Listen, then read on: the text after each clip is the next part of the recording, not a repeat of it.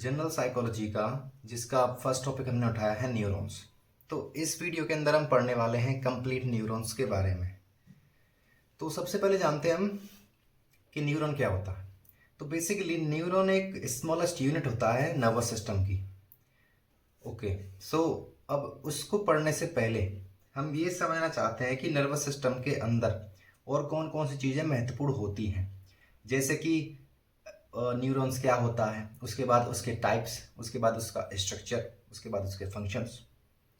तो ये बहुत ज़रूरी है कि कैसे न्यूरॉन कन्वर्ट करता है स्टिमुलेशन को, किससे, डिफरेंट स्टिमुली से डिफरेंट इलेक्ट्रिक इम्पल्स में। तो सबसे पहले हम जानते हैं स्ट्रक्चरली कि न्यूरॉन्स कितने पार्ट्स में डिवाइड होता है। सो स्ट्रक्चरली न्यूरॉन 3 पार्ट्स में डिवाइड होता है। कौन कौन से?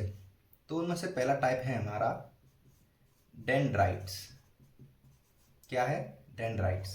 सेकंड पार्ट है हमारा सेल बॉडी और थर्ड पार्ट है हमारा एक्सॉन।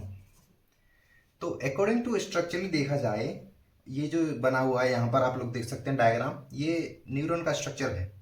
तो इसी से डायग्राम से मैं आपको ये 3 पॉइंट समझाऊंगा अभी। ओके, सो नेक्स्ट सबसे पहले हम समझते हैं फर्स्ट, जिसका नाम है डेंड्राइट। अब डेंड्राइट क्या होता है?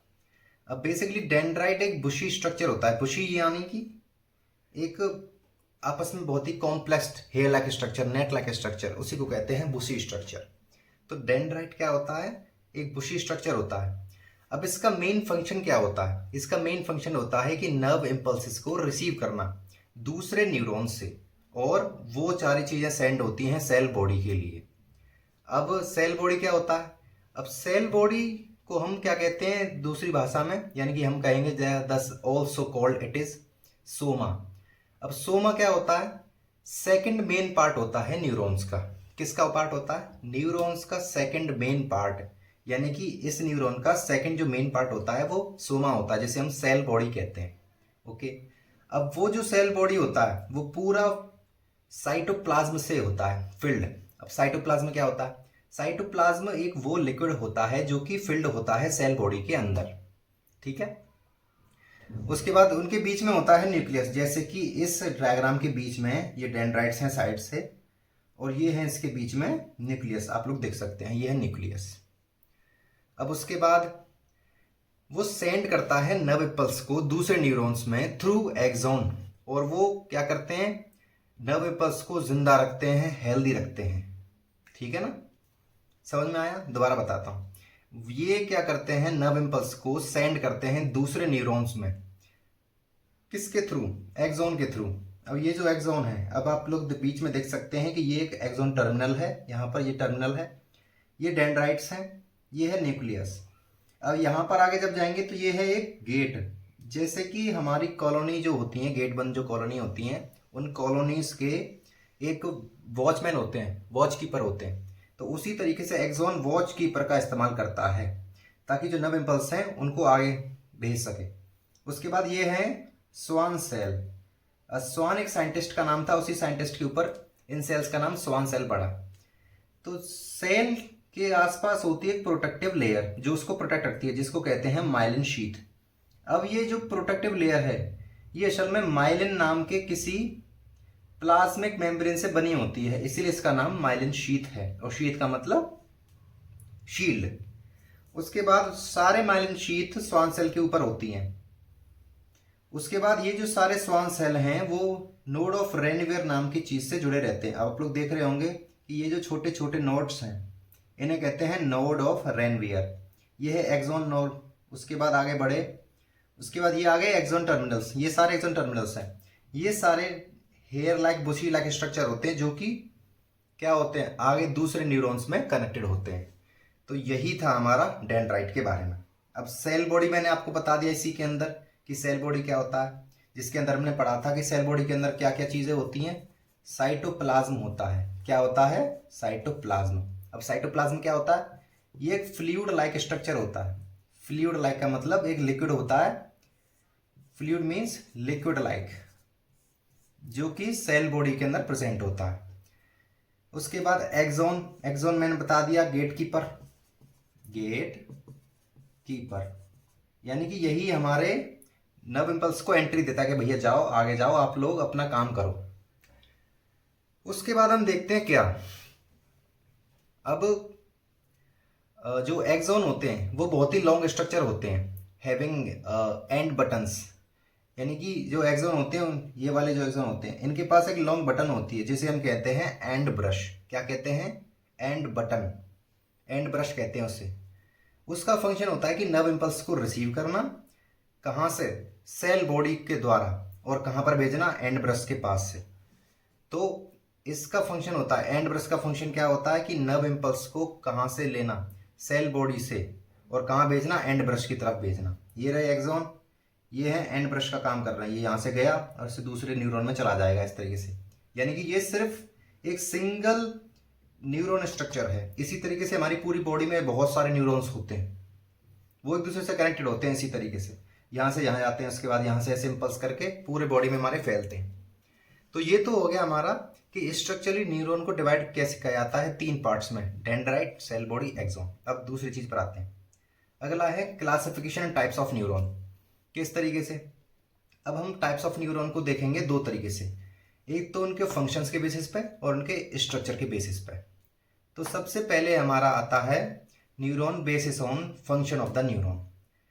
तो अब मैं यहाँ नोट कर देता हूँ, ये हमारा था स्ट्रक्चर के बेस पर। अभी हमारा स्ट्रक्चर के बेस पर थोड़ा सा और रह गया है। अब हम पढ़ने वाले हैं क्लासिफिकेशन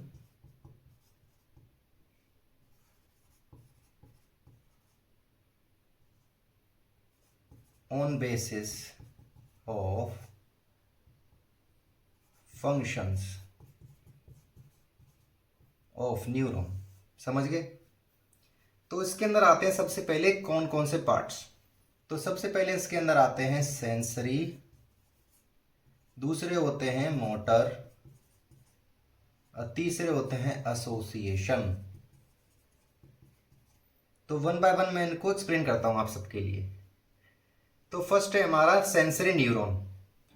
अब सेंसरी न्यूरॉन क्या होते हैं? तो ये सारे सेंसरी न्यूरॉन्स रिस्पॉन्सिबल होते हैं सारे नर्व इम्पल्स को सेंस ऑर्गन से ब्रेन और स्पाइनल कॉर्ड तक ले जाना। समझे आप लोग? कैसे? दोबारा बताता हूं।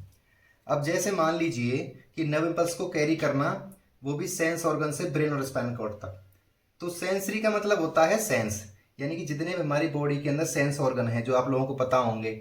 हमारी बॉडी के अंदर सेंस ऑर्गन कौन से होते हैं? ईयर होता है, नोज होता है, उसके बाद टंग होती है फॉर टेस्ट, 5 सेंस ऑर्गन होते हैं। उसके बाद आईज, एंड लास्ट होती है हमारी स्किन।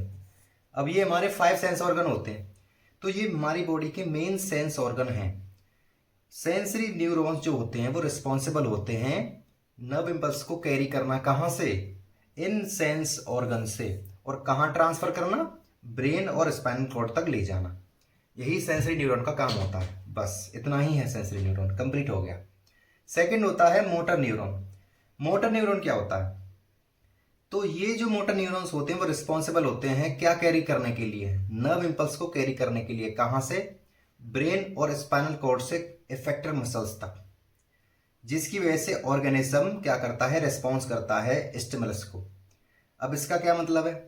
इसका मतलब ये है कि मान लीजिए हमने किसी को चींटी काटी ऐसे करके, जैसे हम इस, मान लो ये हमारी स्किन है और हमने ऐसे करके इसको ऐसे किया, चींटी काटी, ठीक है।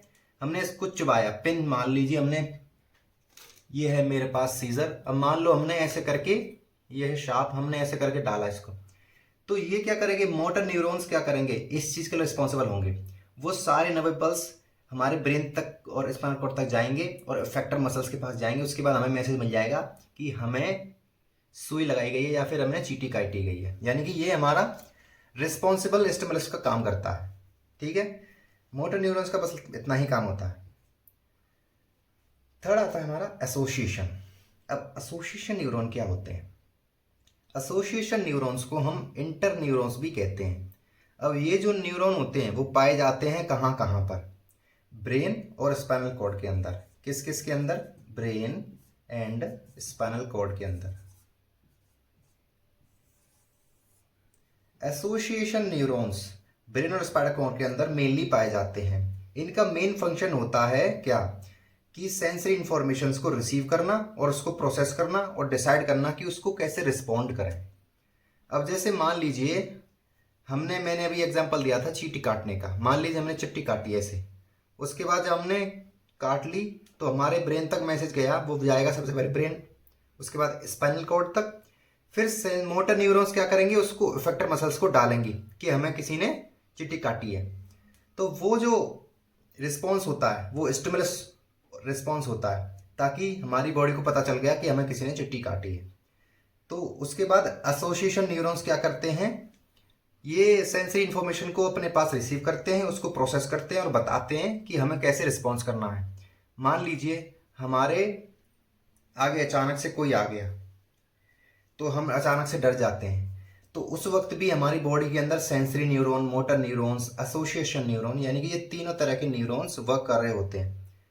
तो ये सारे न्यूरॉन्स मिलकर क्या करते हैं, according to functions of their neurons, sensory, motor, association, ये सारे मिलकर सेंसरी इंफॉर्मेशंस को रिसीव करते हैं, प्रोसेस करते हैं, डिसाइड करते हैं कि हमें कैसे रिस्पॉन्स करना है। ये सारा काम होता है एसोसिएशन न्यूरॉन्स का, यानी कि जो एसोसिएट करता है। समझ में आया? ओके। नेक्स्ट हमारा क्लासिफिकेशन आता है basis of structure of neurons. अगर आप लोग इसका स्क्रीनशॉट लेना चाहते हैं तो स्क्रीनशॉट ले सकते हैं, तो आप लोग स्क्रीनशॉट ले सकते हैं। ओके, तो अब मैं बताने वाला हूं आपको next classification on the basis of structure of the neurons. तो उसके लिए मुझे बोर्ड रफ करना पड़ेगा, that is why I am saying.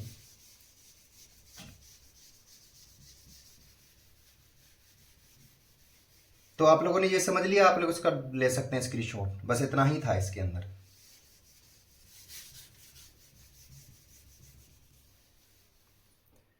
अगला टॉपिक है हमारा classification on the basis of the structure of neurons. Classification on the basis of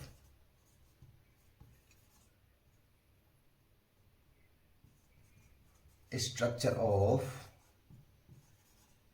the neurons. Neurons के स्ट्रक्चर के बेसिस पर ऐसे कैसे क्लासिफाई करते हैं, तो उसके बेसिस पर हम न्यूरॉन्स को तीन तरह से डिवाइड करते हैं। कैसे, मैं बताता हूं, उनके नाम लिख देता हूं। पहला है हमारा यूनिपोलर, सेकंड है हमारा बाइपोलर, और थर्ड है हमारा मल्टीपोलर। अब वन बाय वन मैं एक एक करके आप सबको इन्हें एक्सप्लेन करूंगा। तो सबसे पहले हमारा आता है यूनिपोलर। अब यूनिपोलर में क्या होता है, तो मैं आपको डिफाइन करता हूं। पहले मैं स्ट्रक्चर बना लेता हूं, उसके बाद जैसे कि यहां पर मैं स्ट्रक्चर बनाने वाला हूं यूनिपोलर का। तो ये हो गया हमारा सबसे पहले क्या, इस तरीके से, ये हमारा न्यूक्लियस, और ये एक प्रोटेक्टिव लेयर जो न्यूक्लियस को प्रोटेक्ट करती है, ये बॉडी है। अब ये इस तरीके से जाएगा,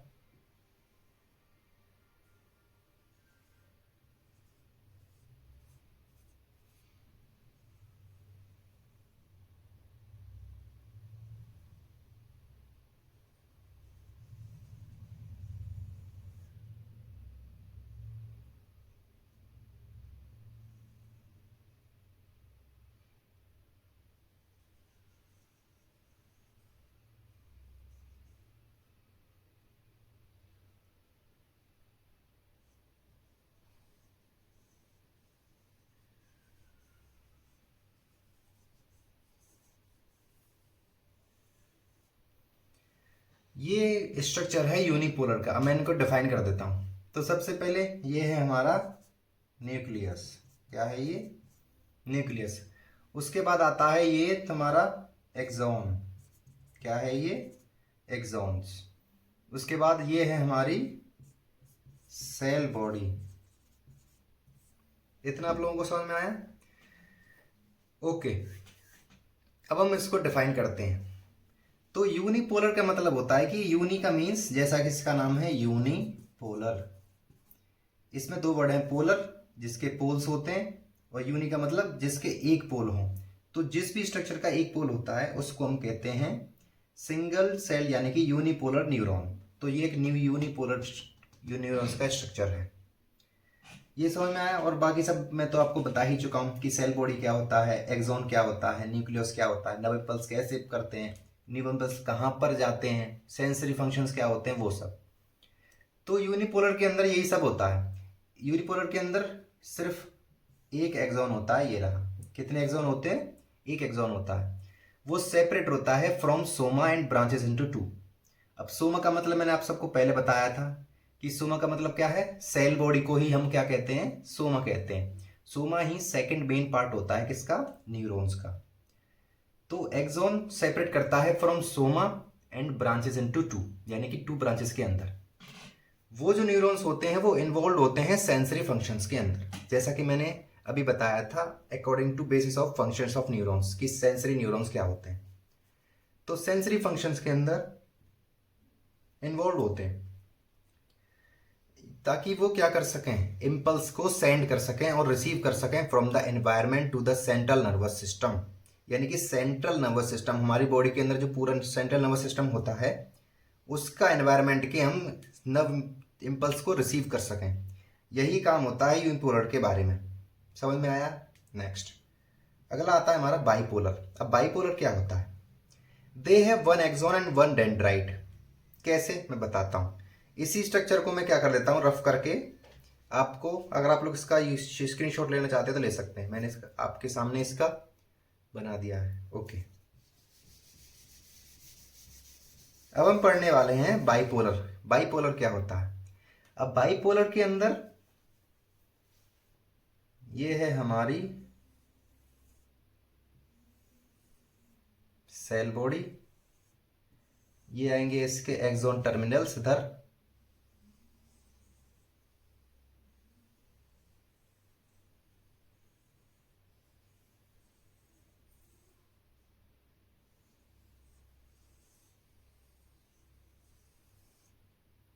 ये है बीच में न्यूक्लियस, और इधर आएंगे इसके हेयर लाइक स्ट्रक्चर जिन्हें कहते हैं हम डेंड्राइट्स।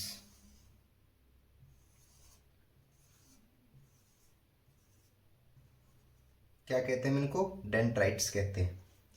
तो ये है हमारा यहाँ पर ये है हमारा एक्सॉन, उसके बाद ये है हमारा न्यूक्लियस, उसके बाद नेक्स्ट है हमारा ये है सेल बॉडी, जिसे हम क्या कहते हैं, सोमा भी कहते हैं। This is a main second main part of neuron. Okay, अब यहाँ से आएंगे तुम्हारा डेंड्राइट्स के थ्रू नर्व इम्पल्स आएंगी, ये रहा एक्सॉन, उसके बाद सेल बॉडी ये रही, फिर यहाँ से ये हैं एक्सॉन टर्मिनल्स। ठीक है ना? अब इसका क्या होता है इसको मैं डिफाइन कर देता हूँ। बाइपोलर के पास, जैसा कि इसका नाम है बाइपोलर, यानी कि जिसके पास दो पोल होते हैं, बाय का मीन्स दो, मीन्स टू पोल्स। तो इसके पास क्या क्या होता है मैं आपको डिफाइन कर देता हूँ। तो इसके पास वन एक्सॉन होता है, जैसे कि ये रहा, ठीक है ना, ये नहीं है, यहाँ पर यही है। तो इसके पास क्या होता है, वन एक्सॉन होता है और वन डेंड्राइट होता है। वन डेंड्राइट का मतलब ये सिर्फ एक ही डेंड्राइट है। इसके पास वन एक्सॉन है, यानी कि one axon one dendrite, dendrite, one axon one dendrite, जो कि सेपरेट करता है इटसेल्फ, खुद में। जैसे कोई पेड़ हो, जैसे मान लो ये सेल बॉडी है, अब ये एक क्या है, ब्रांचेस की तरह ऐसे फैला हुआ दो जगह पर, इसीलिए ये बाइपोलर है। सिंगुलर यानी कि यूनिपोलर के अंदर क्या था, सेल बॉडी एक तरफ थी, उसके बाद सिर्फ एक ही था ब्रांच, यानी कि एक ब्रांच थी। यहाँ पर दो है, इसीलिए इसको हम कह रहे हैं बाइपोलर। अब इसके अंदर डेंड्राइट्स के अंदर, इन न्यूरॉन्स के अंदर हमेशा ये प्लेस होते हैं कहाँ पर, opposite end of the soma. Soma का means cell body, cell body के एक साइड इधर और एक साइड इधर। तो ये रहा सिंगल, ये रहा, उसके बाद ये क्या होते हैं, अपोजिट होते हैं। डेंड्राइट जो होते हैं हमेशा वो बहुत ही फ्यू नंबर्स में होते हैं, यानी कि बहुत ही कम होते हैं, और वो पाए जाते हैं ज़्यादातर कहाँ पर, हमारी आंख के रेटिना के अंदर। कहाँ पर पाए जाते हैं, in the eye, means in the retina of the eye, यानी कि हमारी आंख के अंदर रेटिना, जहाँ पर इमेज बनती है ना, आपको पता होगा, तो उसी के अंदर क्या होते हैं, बाइपोलर न्यूरॉन्स होते हैं। और हमारे इनर ईयर के अंदर होते हैं। कहाँ पर होते हैं? Inner ear. इनर ईयर का मतलब हमारे कान के जो इनर यानी कि जो अंदर वाला हिस्सा होता है वो। और कहाँ पर होते हैं? ऑल फैक्ट्री पाथ के अंदर होते हैं। ऑल फैक्ट्री पाथ कहाँ पर होते हैं? All factory path. अगर जो बच्चे जनरल साइकोलॉजी के लिए इसको नहीं पढ़ रहे हैं, केवल अपनी नॉलेज के लिए पढ़ रहे हैं, तो मैं बता दूं आप सबके लिए, इसमें कुछ ऐसे टर्म्स हैं जो आपको समझ में नहीं आएंगे। तो इसलिए पहले आप उन्हें उन टर्म्स को समझिए, उसके बाद इस वीडियो को देखिएगा। अगर फिर भी आपको समझ में नहीं आता तो मैं आपको कमेंट के अंदर इन सब क्वेश्चंस का जवाब दे दूंगा। आप मुझे कमेंट कर सकते हो कि सर हमें ये वाला टॉपिक या फिर ये वाला टर्म समझ में नहीं आया, कि डेंड्राइट क्या होते हैं, ऑल फैक्ट्री पाथ क्या होता है, रेटिना क्या होता है, इनर हिस्सा क्या होता है आई का, ईयर का। तो ये सब मैं आपको बता सकता हूँ। तो ये सारी चीज़ें किसके अंदर होती हैं? इन सारी चीज़ों के अंदर होती हैं क्या? Bipolar neurons. Inner ear, second retina of the I, third is all factory path. अब नेक्स्ट पढ़ते हैं हम मल्टी सेलुलर। तो आप इसका वो ले सकते हैं, स्क्रीनशॉट ले सकते हैं। मैं इसको रफ कर रहा हूँ। इतना आपको समझ में आया? ठीक है।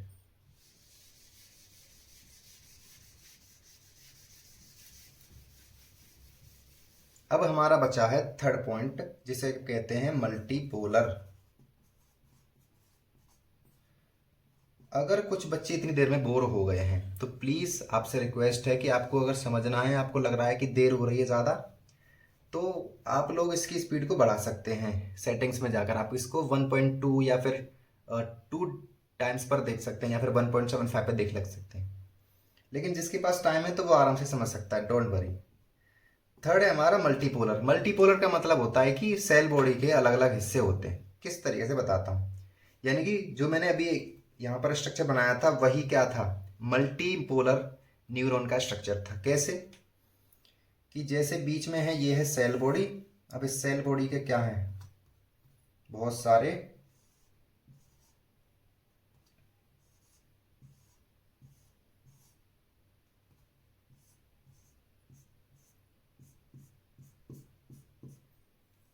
ये क्या हो गए इसके, उसके बाद ये है एक्सॉन, यानी कि ये, उसके बाद ये बीच में हो गए सेल, ये नोड ऑफ रेवियर मैंने भी बताया था आप सबको। उसके बाद ये रहा एक्सॉन, और ये हो गए एक्सॉन के टर्मिनल्स। ये एक्सॉन टर्मिनल्स हो गए इसके। क्या हो गए? टर्मिनल्स।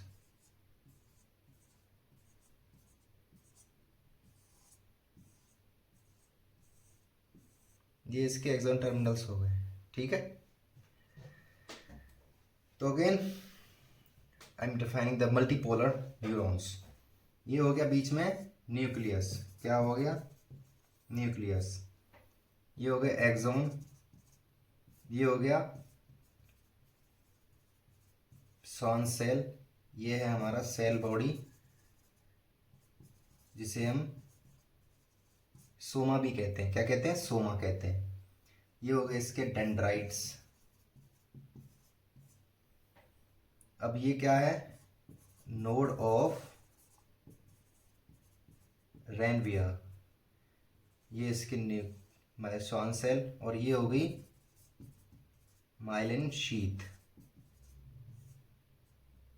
अब सेल बॉडी के अंदर जो फिल होता है, जिसको मैंने बताया था लिक्विड लाइक स्ट्रक्चर, उसे कहते हैं हम साइटोप्लाज्म। क्या कहते हैं? साइटोप्लाज्म। ये हो गए इसके एक्सॉन टर्मिनल्स। ये वाले, ये जो है ना, ये सारे क्या है? Axon terminals. यानी कि इन्हीं से सारे दूसरे बाकी के न्यूरॉन्स कनेक्ट होते हैं। क्या है ये? Axon terminals. ठीक है। तो हम समझते हैं मल्टीपोलर के बारे में। तो ये जो न्यूरॉन्स होते हैं वो मेनली है वन एक्सॉन, यानी कि जिनके पास क्या होता है? एक एक्सॉन होता है, बट सेवरल डेंड्राइट्स होते हैं, यानी कि बहुत सारे डेंड्राइट्स हैं। ठीक है ना, सेल बॉडी के पास। They are located in the our brain and spinal cord. कहां पर होते हैं ये? Brain and spinal cord. तो अब तक मैंने आप सबको बताया था न्यूरॉन्स के बारे में कि स्ट्रक्चरली कितने पार्ट्स में डिवाइड होता है। 3 पार्ट्स में, डेंड्राइट, सेल बॉडी, एक्सॉन।